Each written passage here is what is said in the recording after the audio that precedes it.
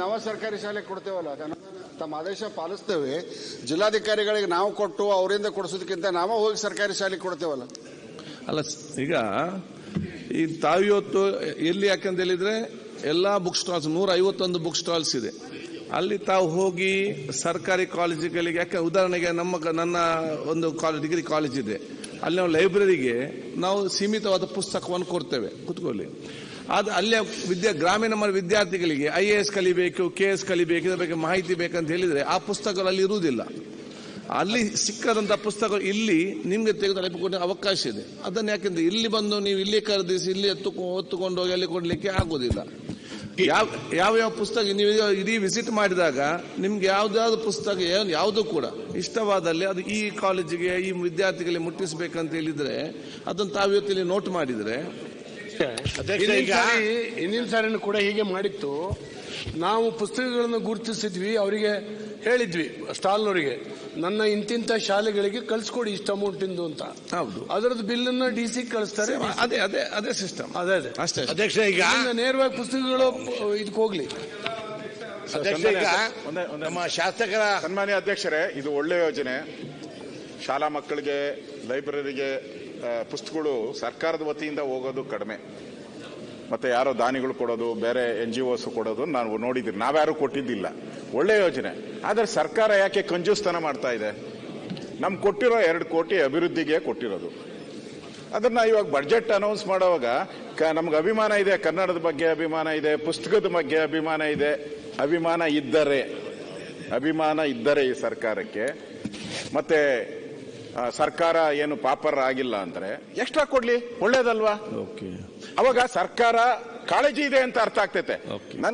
ಸರ್ಕಾರಕ್ಕೆ ಕಾಳಜಿ ಇದೆ, ಕನ್ನಡದ ಬಗ್ಗೆ ಪುಸ್ತಕದ ಬಗ್ಗೆ ಕಾಳಜಿ ಇದೆ. ಇಲ್ಲಾಂದ್ರೆ ಅದರಲ್ಲೇ ನೀವು ಉಜ್ಜಾಕ್ ಹೋದ್ರೆ ಅದ್ರಿಗೆ ಏನು ಕಾಳಜಿ ಅರ್ಥ ಆಗಲ್ಲ. ಈಗಾಗಲೇ ನಾವು ಸರ್ಕಾರದ ಬಿಲ್ಡಿಂಗ್ಗಳಿಗೆ ದುಡ್ಡು ಕೊಡ್ತಾ ಇದ್ದೀರಿ, 2 ಕೋಟಿಯಲ್ಲಿ ಸರ್ಕಾರದ ಬಿಲ್ಡಿಂಗ್ಗಳಿಗೆ ದುಡ್ಡು ಕೊಡ್ತಾ ಇದ್ದೀರಿ ನಾವು.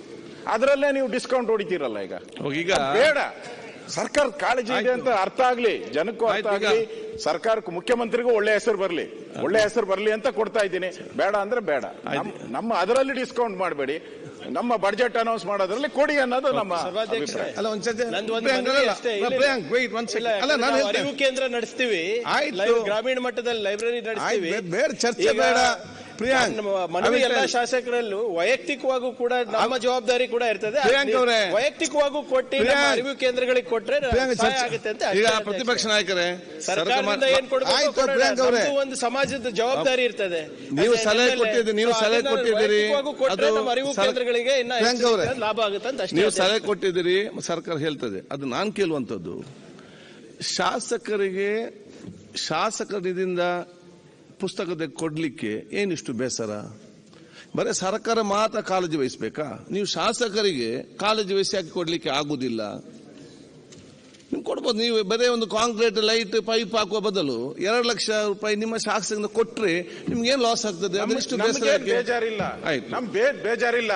ನಾವು ನಮ್ಮ ಅಭಿವೃದ್ಧಿ ಹಣ ಇರ್ತದಲ್ಲ, ಕಾರ್ಪೊರೇಷನ್ ಕೊಡೋ ಅಭಿವೃದ್ಧಿ ಅಲ್ಲ, ದುಡ್ಡು ಕೊಟ್ಟಿದ್ದೀನಿ ನಾನು. 5 ಕೋಟಿ ರೋಡ್ ಮಾಡೋ ದುಡ್ಡನ್ನ ನಾನು ಶಾಲೆ ಕಟ್ಟಕ್ಕೆ ದುಡ್ಡು ಕೊಟ್ಟಿದ್ದೀನಿ. ಅದರದಲ್ಲ ಪ್ರಶ್ನೆ. ಇಲ್ಲಿ ಶಾಸಕರ ನಿಧಿ ಅಂತ ಮೊದಲೇ ನೀವು ಡೈರೆಕ್ಷನ್ ಕೊಟ್ಬಿಟ್ಟಿದ್ದೀರಾ. ಒಂದೇ ನಿಮಿಷ ಅಲ್ಲಲ್ಲ, ಶಾಸಕರ ನಿಧಿ ಅನ್ನೋದಕ್ಕೆ ಒಂದು ಗೈಡ್ಲೈನ್ಸ್ ಎಲ್ಲ ಕೊಟ್ಬಿಟ್ಟಿದ್ದೀರಾ, ನೀವೇ ಆದೇಶನೂ ಮಾಡ್ಬಿಟ್ಟಿದ್ದೀರಾ. ಅದನ್ನ ಪರಿವರ್ತನೆ ಯಾಕೆ ಮಾಡ್ತೀರಾ? ಅದ್ರ ಪಾಡಿಗೆ ಅದಿರ್ಲಿ, ಕೊಡಿ ಎಕ್ಸ್ಟ್ರಾ. ಹೆಂಗು ಬಡ್ಜೆಟ್ ಅನೌನ್ಸ್ ಮಾಡ್ತಾ ಇದ್ದಾರೆ, ಕೊಡಿ. ಅಷ್ಟೇ, ನಾವೇನ್ ಕನ್ಫ್ಯೂಸ್ ಮಾಡಲ್ಲ. ನೀವು 2 ಲಕ್ಷ ಹೇಳಿದಿರ, 4 ಲಕ್ಷ ಮಾಡಿ. 4 ಲಕ್ಷ ಮಾಡಿ. ಎಲ್ಲ ಶಾಸಕರಿಗೆ ಹೇಳುದು ಇಷ್ಟೇ, ದಿಸ್ ಇಸ್ ಆಲ್ಸೋ ಇದೊಂದು ಪಾರ್ಟ್ ಆಫ್ ಡೆವಲಪ್ಮೆಂಟ್ ಅಂತ ಹೇಳಿ ನಿಮ್ಮ ಶಾಸಕರಿಂದ ತೆಗೆದು ಕೊಡಿ ಅಂತ ಹೇಳಲಿಕ್ಕೆ ಬಯಸಿ.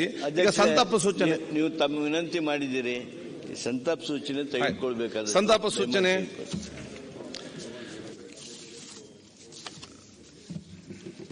ಮಾಜಿ ಪ್ರಧಾನಮಂತ್ರಿಯವರಾದ ಡಾಕ್ಟರ್ ಮನಮೋಹನ್ ಸಿಂಗ್, ಲೋಕಸಭೆಯ ಮಾಜಿ ಸದಸ್ಯರು ಹಾಗೂ ವಿಧಾನಸಭೆಯ ಮಾಜಿ ಸದಸ್ಯರಾಗಿದ್ದ ಶ್ರೀ ಎಂ ಶ್ರೀನಿವಾಸ್, ವಿಧಾನಸಭಾ ಸದಸ್ಯರಾದ ಶ್ರೀಮತಿ ಜಯವಾಣಿ ಮಂಚೇಗೌಡ, ಖ್ಯಾತ ಚಿತ್ರ ನಿರ್ಮಾಪಕ ಶ್ಯಾಮ್ ಬೆನ್ಗಲ್, ಹಿರಿಯ ಸಾಹಿತಿ ನಾ ಡಿಸೋಜಾ, ಜಾನಪದ ಹಾಡುಗಾರ್ತಿ ಸುಕ್ರಿ ಬೊಮ್ಮೇಗೌಡ ಅವರುಗಳ ನಿಧನ ಹೊಂದಿರುವುದನ್ನು ಈ ಸದನಕ್ಕೆ ಅತ್ಯಂತ ವಿಷಾದದಿಂದ ತಿಳಿಯಬಯಸುತ್ತೇನೆ. ಕನ್ನಡಿಗರ ಮೆಚ್ಚಿನ ನಿಮ್ಮ ನ್ಯೂಸ್ 18 ಕನ್ನಡ ಈಗ ವಾಟ್ಸ್ಆಪ್ನಲ್ಲಿಯೂ ಲಭ್ಯ. ಕರ್ನಾಟಕ ಮತ್ತು ದೇಶ ವಿದೇಶದ 360 ಡಿಗ್ರಿ ಸುದ್ದಿ ವಿವರವನ್ನ ನೀವು ನಿಮ್ಮ ಕೈ ಬೆರಳುಗಳಲ್ಲಿಯೇ ಪಡೆಯೋದಿಕ್ಕೆ ಈ QR ಕೋಡ್ ಅನ್ನ ಸ್ಕ್ಯಾನ್ ಮಾಡಿ. ನಮ್ಮ ಚಾನೆಲ್ ಅನ್ನ ಫಾಲೋ ಮಾಡಿ, ನೋಟಿಫಿಕೇಶನ್ ಆನ್ ಮಾಡಿ.